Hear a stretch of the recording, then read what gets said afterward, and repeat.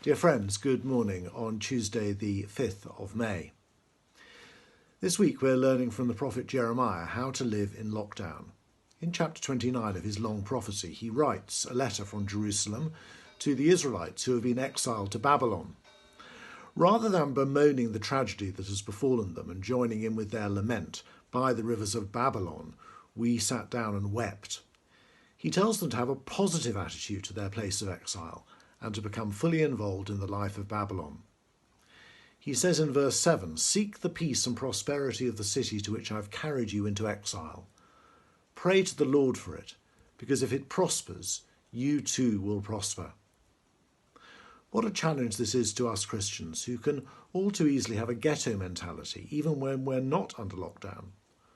We can sometimes regard the society which we live in with suspicion, thinking of it as worldly or ungodly. We're worried about getting too deeply involved with sports or social activities, artistic or political affairs, educational or secular charities. And we tend to shield our children for fear of them being influenced by non-Christian ideas.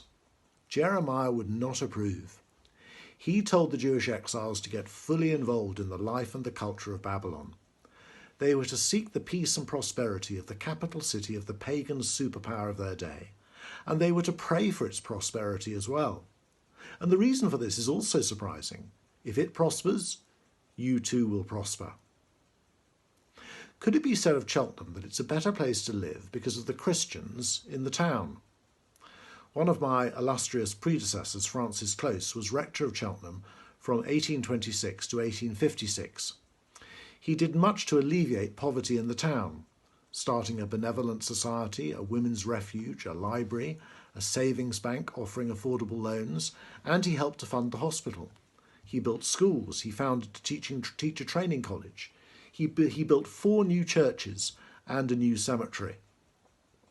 His patron, Charles Simeon, said on a visit to Cheltenham in 1836, "Here at Cheltenham I have almost had a heaven upon earth.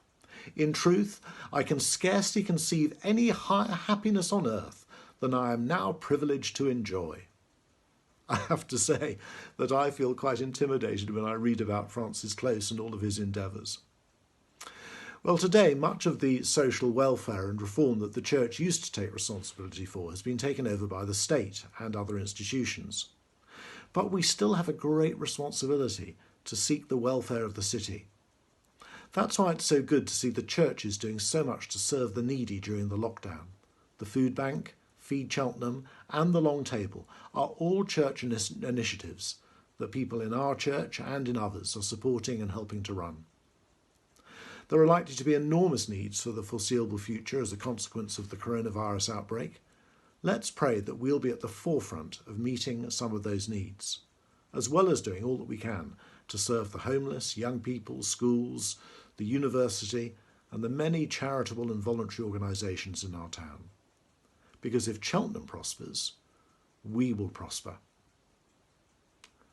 God bless you today.